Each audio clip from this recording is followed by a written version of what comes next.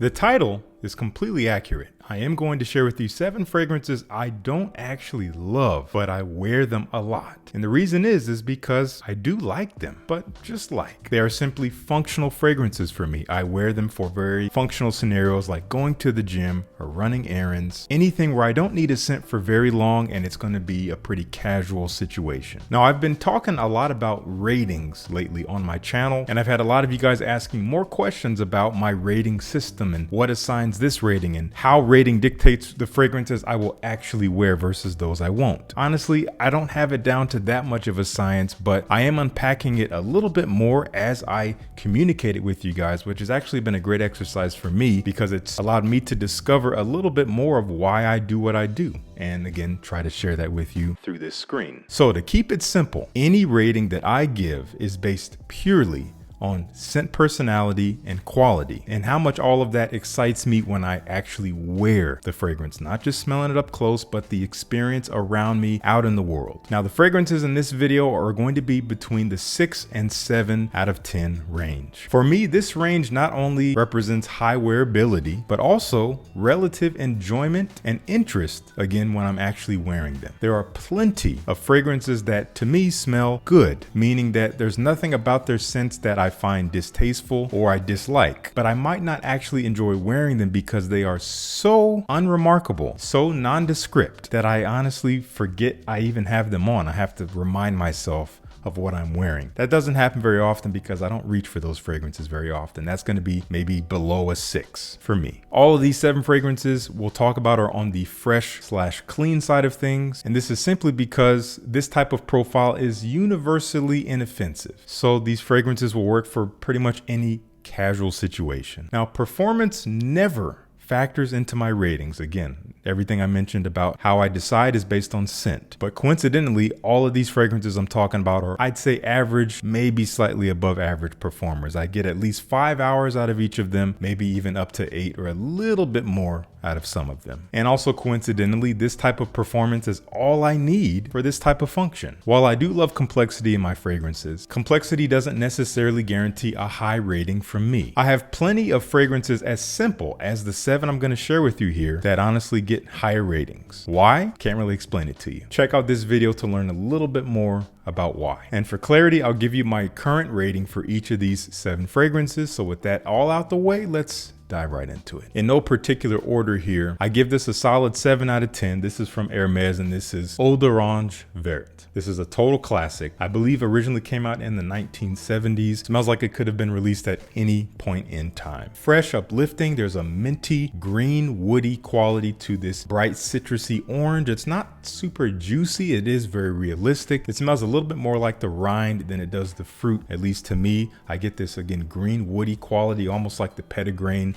which is like the branches and the leaves. And again, it is very fresh and uplifting, fairly simple, but again, that doesn't factor into why I'm not rating it higher. It's just how it makes me feel when I wear it. I typically wear this going to the gym. It is pretty light. I might get 5 hours out of this and that's all I need it for. In fact, it's more. When I'm going to the gym, I'm only going to be there no more than 2 hours. So it's overkill in that case. Just smells really natural and really pleasant. That is Hermes Eau d'Orange Verte. We have from Guerlain, and I love the house of Guerlain. Ironically enough, this is the lowest rating in this list. I understand why they made it, but at the same time, I don't. It's a really confusing fragrance, not only just from the house itself in terms of the offerings that they have and they're known for, but also the collection they tied it to. This is Habit Rouge L'Instinct. Everything about this is weird. It has nothing to do with Habit Rouge at all.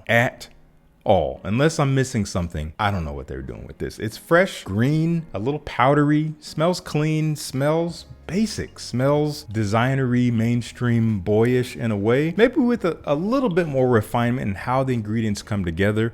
I couldn't tell you that if I smelled this blindly, I would say, oh, that has to be Guerlain. I don't think I would think that at all. This could come from any designer house. And I think that's what makes me a little bit disappointed in it, but I can't deny that it smells good. I do marginally enjoy the wearing experience when I'm wearing it, especially to the gym, the way it pushes off the skin with heat as I start to warm up and sweat. I do like the feeling I get when I'm wearing it. It makes me feel masculine. It makes me feel clean in the midst of being a little sweaty and working hard. So it's just based on my personal experience that I do like it. I do wear it. 6.5 out of 10. not that great, but still get some wear, so that's cool. That is Guerlain Habit Rouge L'Instinct. Now this is a fragrance I do like quite a bit. It is currently a 7 out of 10, but I could easily see this changing in the future, maybe even going up a little bit closer to that 7.5 territory, but I like it and I can easily recommend this. It is much more remarkable than the fragrance I just talked about. From Bvlgari, this is Bvlgari Man Rain Essence. And this is a very simple, watery, fresh fragrance. It is woody, fresh and watery. There's this tea vibe in there, so it's very calming and soothing, and it actually smells quite natural, which surprised me. But at the same time, it is Alberto Morillas who composed this. He knows how to do fresh. I think it's the lotus flower in this that gives it that watery nuance. It's so beautifully composed, but it still smells masculine. There's something about it that is masculine, but it's also not generic to me. So I really respect this fragrance. It's not remarkable. It doesn't blow me away, but I thoroughly enjoy it when I wear it, and it just happens to be highly functional as well. That is Bvlgari Man Rain Essence. From the house of Prada, known for doing fresh and clean, almost better than anyone on the mainstream market, this is Luna Rossa Carbon. Yes, it smells like a more rounded, more soft, maybe even more refined version of Dior Sauvage. Less prickly, nowhere near as spicy, very clean, smooth. Still has this fresh shower gel vibe, almost metallic in a way, but the quality here is just more pleasant. It's just a smoother wearing experience when you smell it. In the nose, it's just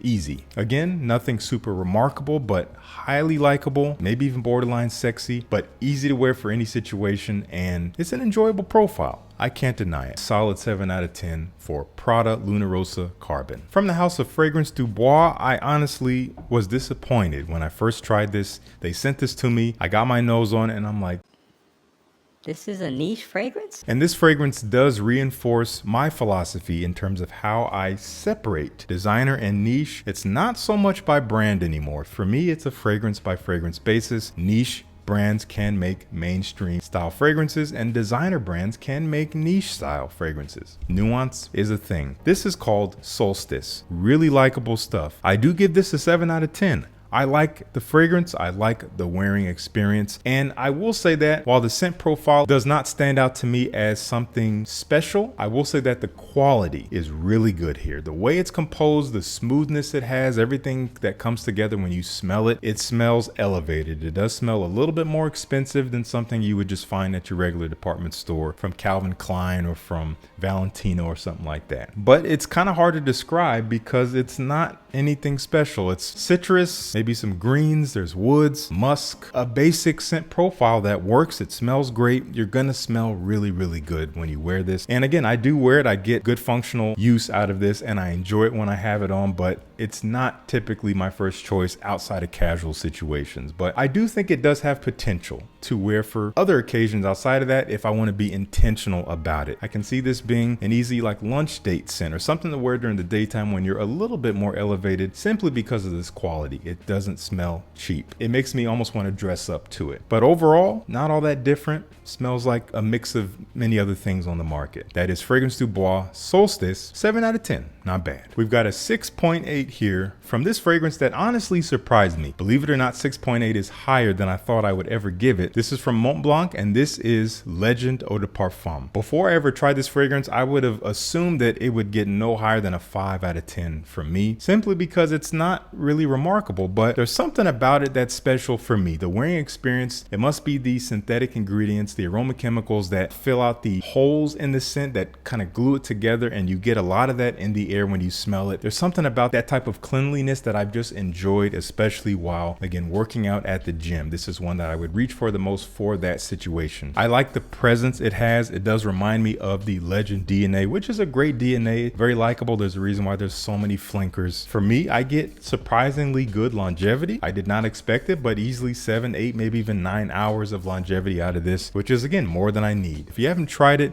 and you're interested in it based on what I've told you, and especially with any of the other fragrances I've talked about, there's going to be links down below in the description, but let me know in the comments if you've checked this one out and if you enjoy it. That is Mont Blanc Legend Eau de Parfum. And our final fragrance, right now I would give this a 6.9 out of 10. It's still relatively new to me. I'm still getting to know it. It hasn't really impressed me yet, but I do find it really pleasant, and it doesn't smell exactly like everything else out there, but it may not really stand out all that much. This is from Kenzo, which is a brand I do respect, Low Kenzo Boisee. Based on the name, yes, it is a woody fragrance. It is fresh. It is primarily a ginger fragrance with a little bit of lemon. Not super spicy, definitely a little bit warm, and definitely, yeah, it smells like ginger, but it doesn't tickle the nose. It doesn't kick. It's clean, woody, dry, fresh, gingery lemon. That's the best way I can describe it, and that's about all it is to me. It doesn't really do anything else beyond that, but I do enjoy wearing it, again, in these simple situations. It doesn't smell completely run-of-the-mill. Has a little bit of personality to it, just a little bit, and that's